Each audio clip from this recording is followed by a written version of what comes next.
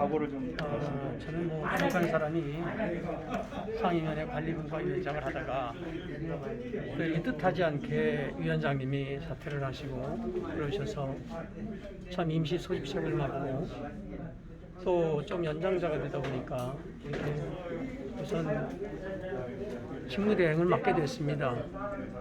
아까 제가 우리 위원님들한테 말씀드렸듯이 정말 이 연회를 위해서 또 선거를 잘 치르기 위해서 정말 제 힘 닿는 데까지 최선을 다해서 열심히 우리 위원님들이 밀어주시면 정말 열심히 제가 한번 앞에서 부딪히겠습니다.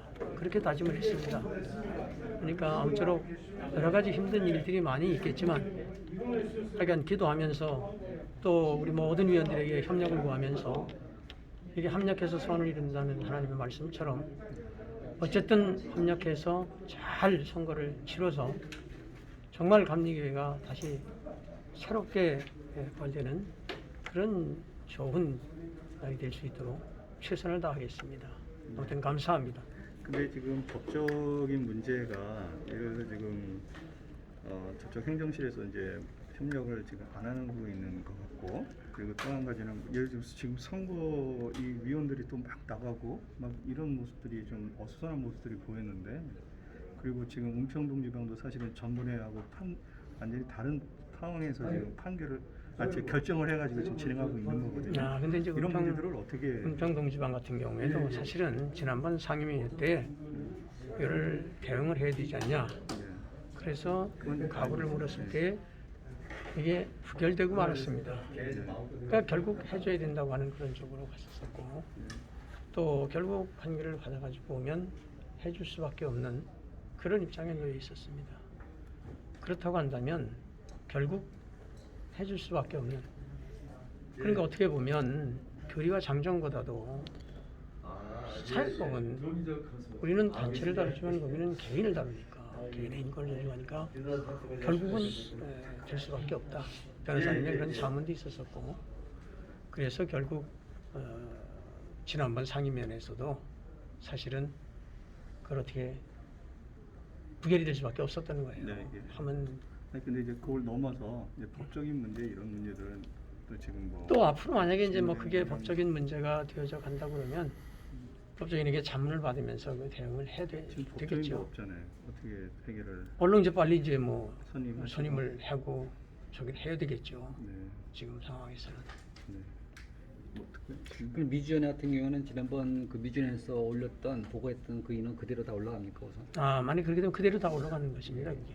왜냐하면 미주연에도 사실은 그게 상교 처리가 늦게 돼서 그런 건데, 은평동지방이 제가 누누이 얘기했지만 은평동지방도 만약에 이게 부여가 되면 미주연에도 똑같은 거다. 제가 상임위원회에서도 그렇게 얘기를 했었던 것이고, 또 미주연회 감독님이 전화를 하셨는데 은평동지방이 복원되면 미주연에도 투표권을 얻게 된다. 그 소식은 전혀 없다. 제가 그렇게 말씀드렸었어요. 네. 예. 그럼 지난번 16명이라고 발표하셨던 거는 저희는 90년대 것까지 적용하셨다 그랬는데 미전권을 적용하셨다 그랬는데 이후로 들리는 얘기는 지난해 상계 처리가 안 됐다. 즉 7월 6일 날 미전회 보고 그 시까지 미전회가 올린 명단에 그 지난해 거 상계 처리가 안 됐기 때문에 다 제하고 16명밖에 올리지 않았다라고. 예, 그게 이제 본부에서 네. 사실은 그 상계 처리를 8월 뭐 며칠 날인가 했어요. 네.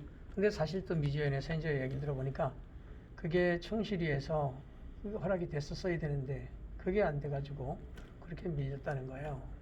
그 예산은 처리가 늦어졌다는 말씀이시죠? 그렇죠. 네네. 말하자면. 그러니까 이 본부에서 거기에 상계 처리해줄 돈들이 이미 여기 와 있고, 그러니까 마치 그 은평동지방처럼 한 40%는 아마 이미 연말까지 들어와 있었었고, 그러니까 어떻게 보면 날짜는 좀 틀리지만 성향은 같은 그런 내용들입니다. 그러니까 8월 5일자로 미주에서 부담금, 미납금 10만 4천 불 정도를 그렇죠. 이제 그렇게 하면서 이제 보내면서 상계 처리가 된 거예요. 그걸 완성된 걸로 보시는 거예요? 예, 그렇죠. 네네. 그러니까 어떻게 보면 은평동 지방이 만약에 자격을 얻게 되면 네. 네. 날짜는 뭐 3일 뭐 몇 달 이렇지만 성격은 같은 성격이죠. 그럼 이제 예상되는 게 그래서 이게 앞으로 부담금 미납에 대해서 이제 이렇게 해를 넘겨서 그 다음에 내는 이제 경우들이 생길 수 있을 텐데 그럼 그런 자들에게 계속 선거권을 부여해야 되느냐라는 문제가 이제 발생되거든요. 사실은 제 개인적으로는 네. 사회적인 판결을 받아오면 모를까 그 전에는 그거는 장정을 따라야죠. 네. 예. 한 가지 더 그러니까 지금 이제 위원들이 하는 것도 그렇고 은평동지방 같은 경우에도 네. 이게 만약에 30일 만에 판결이 난다 그러면 그 판결을 우리가 또 어느 정도 적용을 해야 되겠죠. 그러니까 오늘 결정이 8월 31일 그 법원 판단에 따라 달라질 수 있다는 말씀이신가요? 만약에 법원에서 선거권을 주지 말아라라고 이제 결정했다면 그걸 또 받아들이셔야 되잖아요. 오늘 결정 또 번복이 지금 되는 그거는 이제 전체회의에서 이제 다뤄야 될 문제겠죠. 네, 제 네. 개인이 이야기할 얘기가 아니고. 네. 그러니까 문제는 뭐냐면 만약에 그렇게 되는데 법원에서 만약에 그렇게 판결이 나온다 그러면 네.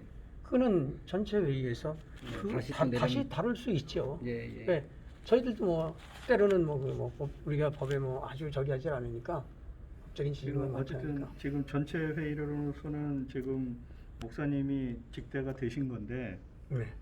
이거에 대한 법적인 하자는 전혀 없는 거죠. 분명히. 그거는 이제 아까 네. 말씀드렸듯이 네. 우리 지금 총특제가 위원장이 사퇴를 했을 때 네. 위원들이 불신임을 해서. 불신임을 해서 다시 뽑았잖아요. 그들은 뭐 다 알고 계시죠. 그러니까 사실은 우리 지금 선관위도 그와 같은 네. 그런 입장이죠. 그러니까 거기는 인정을 하고 선관위는 인정을 안 한다. 그거는 안 되죠. 같은 그런 그 관계된 속에서. 알겠습니다. 그러니까 그런 일을 우리가 오늘 하게 된 거죠. 네. 예. 알겠습니다. 고맙습니다. 예. 예.